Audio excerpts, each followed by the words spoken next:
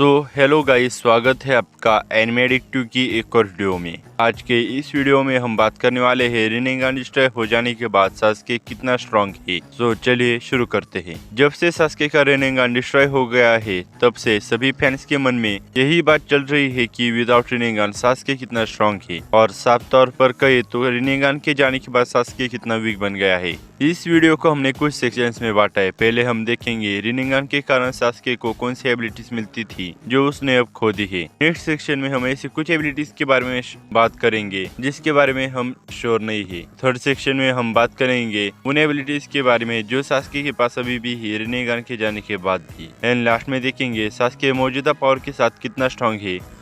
चलिए शुरू करते हैं। पहले बात करते हैं रिनिंगान के कारण सास्के को कौन सी एबिलिटीज मिलती थी जो उसने अब खो दी है। फर्स्ट एबिलिटी जो सास्के को मिलती थी वह है 6 पाथ टेक्निक या 6 पाथ्स ऑफ की एबिलिटी, जिसकी मदद से वह देवापात, असुरापात, ह्यूमन पाथ, एनिमल पाथ, प्रेतापात, नरकापात की एबिलिटी को यूज कर सकता है। देवापात मतलब अट्रैक्टिव एंड रिपल्सिव फोर्सेस को कंट्रोल करना, असुरापात की पावर की मदद से बॉडी मॉडिफिकेशन करना, नरकापात मतलब किंग ऑफ हिल को समन करना और हीलिंग की एबिलिटी, एनिमल पाथ मतलब जायंट एनिमल्स को समन करना, प्रेतापात की पावर मतलब किसी भी चक्र को एब्जॉर्ब करना, एंड लास्ट ह्यूमन पाथ जिसकी मदद से माइंड रीड किया जा सकता है। पर इन सारी एबिलिटीज में सास्के ने सिर्फ 2 ही एबिलिटीज का यूज किया है। फर्स्ट, नारुतो के खिलाफ की बैटल के समय उसने देवापात की मदद से सभी टेल बीस्ट को ट्रैप किया था, और बाद में प्रेतापात की मदद से क्रोमा के चक्र को एब्जॉर्ब किया था। 6 पाथ के अलावा एक और एबिलिटी सास्के को मिलती है, वह है आउटर पाथ की, जिसकी मदद से डेड पीपल्स को रिवाइव किया जा सकता है।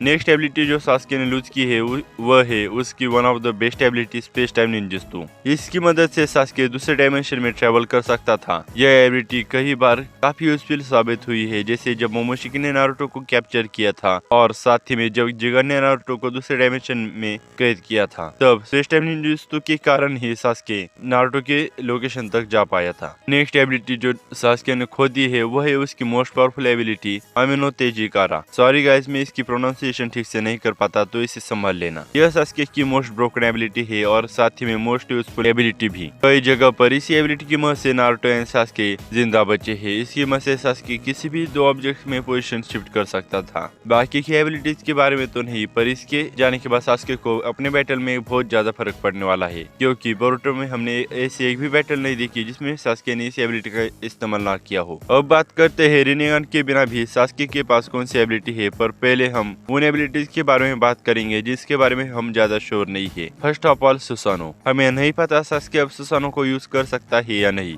यह सास्के का one of the most powerful Arsenal था, और अब सास्के की वन आई डिस्ट्रॉय हो गई है, जिसके कारण हम श्योर नहीं है कि सास्के सुसानो को यूज कर सकता है या नहीं। हमने देखा है कि मादारा ने विदाउट आइस के भी सुसानो को यूज किया था, पर उस वक्त उसने सिर्फ ह्यूमनाइड को ही यूज किया था, और शिशु ने भी एक आंख से ही सुसानो को यूज किया था, पर वह एक फिलर एपिसोड था, जिसके कारण हमें यह नहीं पता सास्के वन आई से सुसानो को यूज कर सकता है या नहीं। और अगर यूज कर सकता है तो क्या वह परफेक्ट सुसानो को कर सकता है या सिर्फ ह्यूमनाइड को। इसके बारे में हमें तब तक पता नहीं चलेगा जब तक सास्के इसकी खुद कंफर्मेशन ना दे, पर मेरे हिसाब से सास्के अभी भी इसे यूज कर सकता है, पर वह उसके परफेक्ट सुसानो को शायद से यूज नहीं कर सकता। सेकंड एबिलिटी है जुत्सु को परफॉर्म करने की एबिलिटी एंड सभी चक्र नेचर्स को यूज करने की एबिलिटी, जिसके बारे में फैंस सोचते हैं कि सास्के ने उसे भी लूज किया है, और अगर आप भी ऐसा सोच रहे हो तो आप गलत हो, क्योंकि यह एबिलिटी से ज्यादा नॉलेज है जो ऐसे ही नहीं जा सकती। और अगर आपको इसे डिटेल में जानना है तो आप नारुतो वाली वीडियो देख सकते हैं जिसमें मैंने यह सब डिटेल में एक्सप्लेन किया है।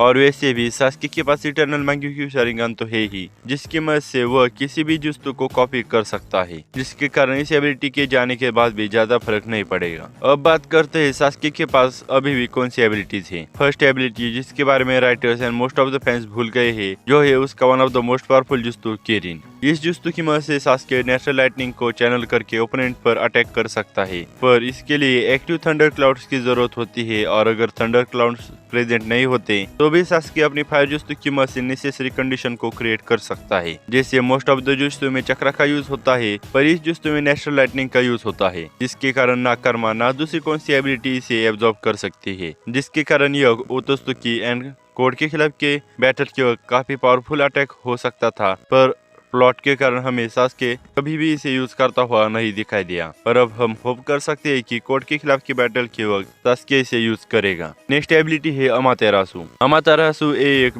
ब्लैक फ्लेम है जो बुझाई नहीं जा सकती। जब भी यह किसी भी ऑब्जेक्ट को टच करती है तब वो ऑब्जेक्ट को पूरी तरह से जला देती है। इसके बारे में तो आपको पता ही होगा, पर इससे भी जुड़ी कुछ बातें आपको पता नहीं होगी। सास्के की लेफ्ट आई की एबिलिटी है अमातेरासु एंड और राइट आई से वह अमातेरासु को कंट्रोल कर सकता है और उसे शेप दे सकता है। एंड बोरुटो ने सास्के के लेफ्ट आई में ही स्टेप किया था जिसके अंदर अमातेरासु की एबिलिटी थी, पर तभी सास्के राइट आई से अमातेरासु को यूज कर सकता है, जिसके कारण हम मान सकते हैं कि सास्के अपनी एक ही आई से अमातेरासु को कास्ट कर सकता है और उसे कंट्रोल भी कर सकता है। सास्के के पास नेक्स्ट एबिलिटी है सिक्स पाथ चक्रा की एबिलिटी। अगर आपको इसके बारे में ज्यादा जानना है तो आप मेरी यह वीडियो देख सकते हैं जिसमें मैंने यह डिटेल में एक्सप्लेन किया है। बहुत सारे लोगों को ऐसा लगता है कि सास्के ने अपना रिनिगन खो दिया है, जिसके कारण वह अब सिक्स पाथ चक्र को भी यूज नहीं कर सकता। और अगर आप भी ऐसा सोच रहे हो तो आप गलत हो। जिस तरह से नारुतो ने कुरामा को खो दिया है वह केस सास्के के साथ नहीं हुआ। सास्के ने सिर्फ आई सॉकेट खो दिया है जिसके अंदर रिनेगान था, जिसके कारण सास्के के पास अभी भी सिक्स पाथ चक्र है। और अगर आप भूल गए हो तो उसी सिक्स पाथ चक्र के कारण सास्के की speed, agility, strength, endurance, durability सभी ही गॉड लेवल है। इसके कारण ही सास्के अभी भी पहले की तरह स्पीड अटैक कर सकता है और बाकी के ओत्सुकी और विलन्स के साथ उनकी स्पीड को मैचअप कर सकता है। नेक्स्ट एबिलिटी जो सास्के के पास है वह है इटर्नल मांगेक्यू शारिंगन की गेंजुत्सु कास्ट करने की एबिलिटी, जिसे हमने बोरुटो में ज्यादा यूज होते हुए नहीं देखा। पर इन सारी एबिलिटीज के अलावा भी सास्के के पास एक ऐसी काफी खतरनाक एबिलिटी है जिसके कारण ही उसने अब तक मोस्ट ऑफ द बैटल्स जीते हैं,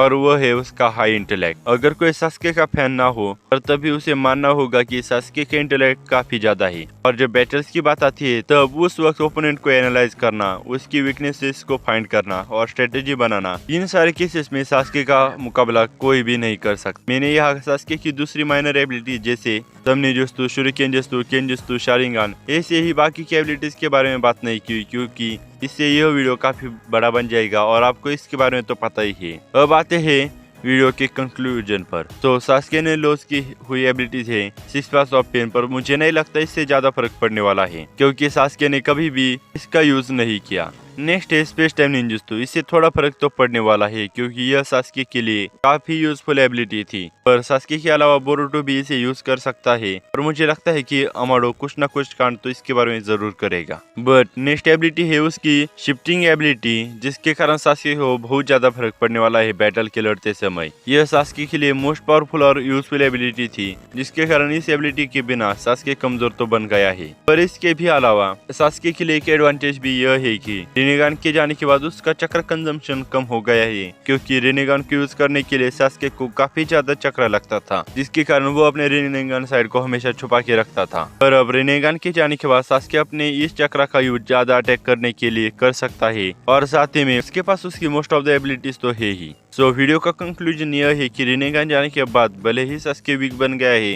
पर वह नारुतो की तरह ज्यादा वीक नहीं बना। इस करंट सिचुएशन में सास्के नारुतो से स्ट्रॉन्ग है, पर तभी जब उसके पास उसका सुसानो है। इनमें सिर्फ 19-20 का डिफरेंस ही है। और अगर नारुतो फैंस यह कहने वाले ही कि मैं सास्के का फैन हूँ इसलिए सास्के को नारुतो से ऊपर रख रहा हूँ, तो आप सुनिए, सास्के मेरे टॉप 3 में भी नहीं आता। यह मेरा फेवरेट कैरेक्टर नहीं है, पर करंट सिचुएशन में सास्के ही नारुतो से थोड़ा ज्यादा स्ट्रॉन्ग है, पर इससे इन दोनों की पावर में ज्यादा फर्क नहीं पड़ेगा। इन शॉर्ट में जहाँ कुरामा के जाने के बाद नारुतो के पास उसकी 70% ही पावर बची है, वही सास्के के पास वह 75% के आसपास है, और इसी के साथ वह कोड को लिमिटर्स के साथ टक्कर तो दे सकता है, पर अगर कोड ने अपने लिमिटर्स को हटा दिया तो यह एक डिफरेंट केस बन जाएगा। और बाकी के ओत्सुकी के साथ कंपैरिजन करें तो सास्के अभी भी मोमोशिकी के लेवल का है। तो गाइस, यह रहे सास्के विदाउट रिनेगान के ऊपर एक डिटेल वीडियो, जो मैं होप करता हूँ कि आपको पसंद आ गई होगी। अगर आपने यह वीडियो अब तक देखा है तो कमेंट में लिखिए शैडो होकागे। और हमारे दूसरे चैनल मांगा एडिक्टिव को भी सब्सक्राइब कीजिए, जिस पर मैं jujutsu Kaisen, my hero academia and bleach की मांगों को एक्सप्लेन करता हूँ,